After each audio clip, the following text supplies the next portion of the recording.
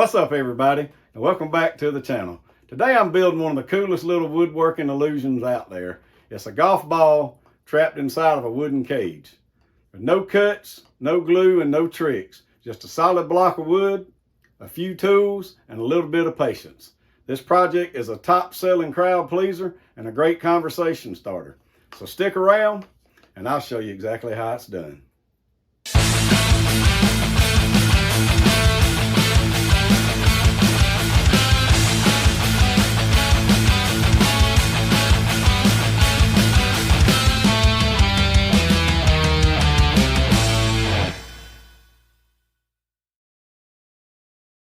First up, we need a solid block of wood. I'm using a piece of pine I got from a pallet, and I cut it to 5 inches on the miter saw, and then ripped it down to 1 3/4 by 1 3/4 on the table saw. You want something that's dense enough to hold detail, but also soft enough to be able to shape it. Using my slide rule set to 3/4 of an inch, I put a mark at each end of the block. We're going to be doing a lot of drilling, so accuracy here is key. Marking all the sides and all the ends is not necessary, but I've never tried to build one of these before, so I wanted to be sure all the marks matched up before drilling any holes. I also made a template out of cardboard for future builds. Measuring won't be needed, just lay it on the block and mark a few holes for speed and efficiency, just in case I ever want to batch these out.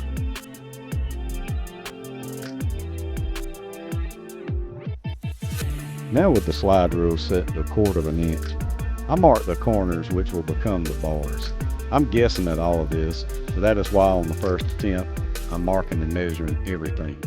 I didn't even know at this time what size Forstner bit to use, so that was another reason I drew all of the lines so I could set a bit on it or measure between the lines just to get the correct size. I spin the piece around, and using a pencil I just draw straight lines from end to end, repeating it at all corners and sides. Then I set the slide rule to 3/4 of an inch and make a mark on all sides and ends as well. The pencil lines will sand off, so it's not a big deal. But next time all the lines won't be necessary.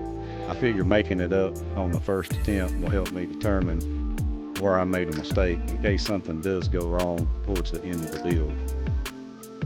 Now with all the sides marked, I use a hammer and a nail and I punch a hole at the center, and then I draw a line from end to end on all 4 sides of the block.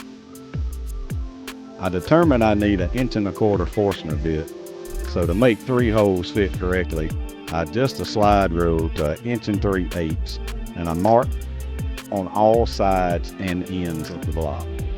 This should give me the correct spacing for where the bit will touch down. I just keep rotating and turning the block and making marks on all the ends, and then just inspect it to make sure they're all there. Now using a trusty reclaimed pallet nail and a hammer, I punch a small hole into the marks that I just made, just to make it easier for me to align the Forstner bit in place without continually having to shut down my drill press. With all the sides complete, I move on to drilling. So the goal here is to get this golf ball into the block without breaking the wood or cheating using glue. Looking at it, it seems impossible, but we're going to find out today. I start slowly and carefully drilling my holes, trying to avoid breaking the piece or my fingers. It's real important to dump out those loose wood shavings as soon as possible to keep from overheating the bit. I'm not going in real deep at first, but instead just drilling from all sides. In the future, I'll probably only drill from 2 sides, but we'll see how this one turns out first before I make that decision. I haven't tried it yet, but watching the video back, I feel like if I had punched more guide holes, I probably could have removed all the wood and not left those little triangles. No worries though, I have something for those coming up next. My original plan was to sand or saw these off just to save time. I decided I'd try to knock them off real quick using a scroll blower on a low speed in my jigsaw. I was really hoping that I wouldn't damage it, but it was a big risk that did pay off in the end. This pine is so real easy to cut and didn't take long to get it close to the shape I was initially going for. Be sure to take your time and keep a firm grip on the piece. Low and slow is key here. I don't want it to get stuck on the blade and bounce up and down, causing damage. You could even clamp it down if you wanted to, and you feel more comfortable doing it this way. It's your project, and it's always best to use power tools in a manner that you feel most comfortable.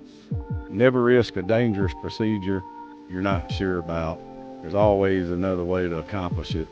It just might take a little longer, but at the end, you can still count 10 on both hands. So continuing on at a slow pace, I rotate it around until all of them are gone.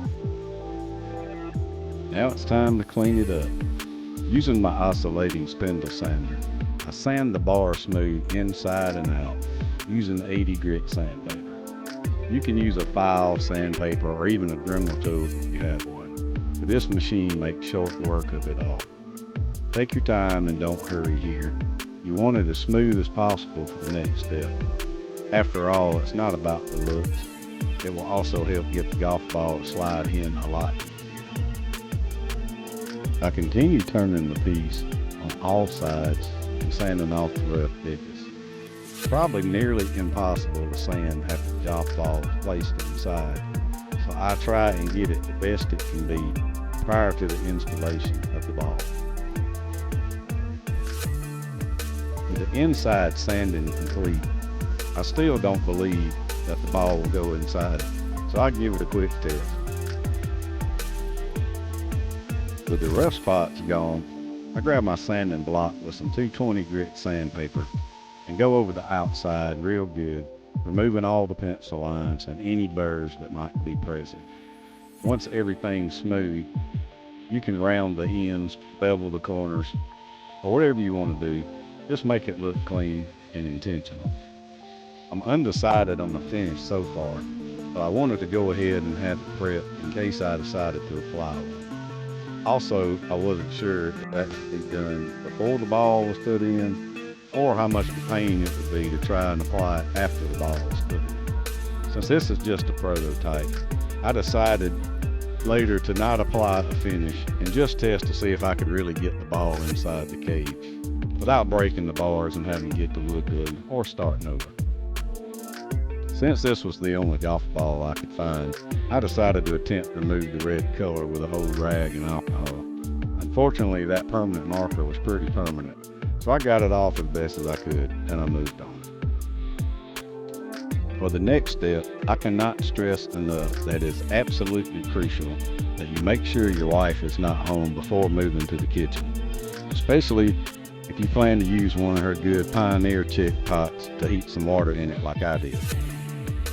I heated the water right to boiling temperature, and then I dropped the piece in for about 4 to 6 minutes.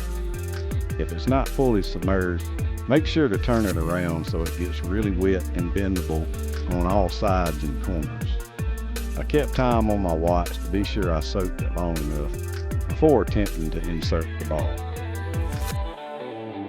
Around the 6-minute mark, I removed the piece from the water and began trying to force the ball into the cage. It was a no-go at first, but I quickly realized if I rolled the ball back and forth while I pushed, the bar seemed to be spreading just a little bit. Suddenly the ball slipped in, and I found out that inside the cage is not where you want to put your fingers. I thought I was going to have to remove the ball, but suddenly my fingers slipped out and they were saved. Look at that, it's in there and it's not coming out. Let it dry completely, then give it a final sanding, and maybe even add some oil or some sort of finish to bring out the grain.